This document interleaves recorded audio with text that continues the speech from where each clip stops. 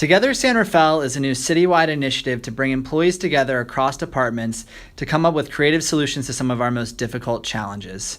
Today we're going to talk a little bit about culture and guiding principles, two foundations to any effective organization. Let's start with culture. Culture can best be described as what people do in an organization when no one is looking. It's a set of shared values, assumptions, and beliefs that influence our behavior. Guiding principles, on the other hand, are more specifically how we're trying to act and behave. They're a mix of aspirational and practical, and they're really what our culture looks like in action. To get a better sense of how culture and values can impact an organization, let's actually plot them. On one axis, we're looking at the strength of values, and on the other axis, we're looking at the strength of culture.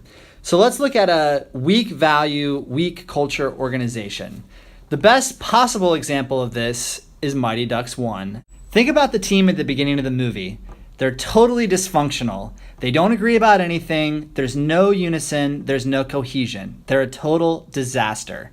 That is what a weak value, weak cultured organization looks like. Next, let's look at a situation where you have weak values and strong culture. The best example of this is the movie Braveheart. Here you have two groups of people who have extremely strong cultures, one that supports freedom and one that supports monarchy, but clearly they're not aligned on their values. This is when an organization has what's called warring factions. Moving on, let's look at an organization that has strong values and weak culture. The best way to think about this is those cheesy motivational posters you find in the office. They list out a value like teamwork or motivation, but everyone knows that those values don't actually apply to the organization and no one actually embodies them. Essentially, they're just meaningless words. Lastly, let's look at an example of an organization that has strong values and strong culture. And you guessed it, the best possible example of this is Mighty Ducks 1. By the end of the movie, the team has strong cohesion. They know where they're trying to go. They know what they need to do. They're flying together. This leads to sustained success for the team.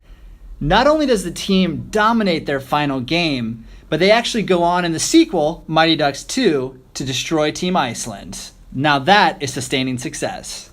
Now these are some fun examples, but it's important to remember that the strength of your values and the strength of your culture have a real impact on the success of your organization. Think about Nordstrom. Their business strategy is pretty simple.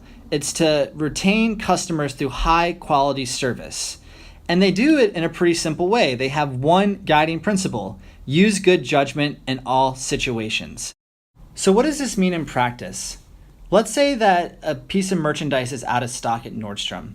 An employee, using their good judgment and knowing that the business strategy is to retain you as a customer, is willing to do things like overnight a product to your house or even buy something from a competitor because they know from a business point of view that customer service experience is going to retain you as a loyal Nordstrom customer. And most importantly, because the culture at Nordstrom is so strong, they don't have to ask for permission. People know what to do even when no one is around. Now, if you're thinking that your organization needs some stronger values and stronger culture, there's a 4-step process that you can follow to start to implement one. The first step is really thinking about where are you trying to go as an organization and drafting a set of core principles around that vision. Next, because it's extremely important that this isn't just a top-down effort, that it's also people bottom-up driving this, you need to seek feedback from throughout the entire organization and ask, do these guiding principles resonate with you and are they going to lead to success for our organization? Next, once you have agreement and alignment on those values, you need to start to identify what are the behaviors that exemplify those values.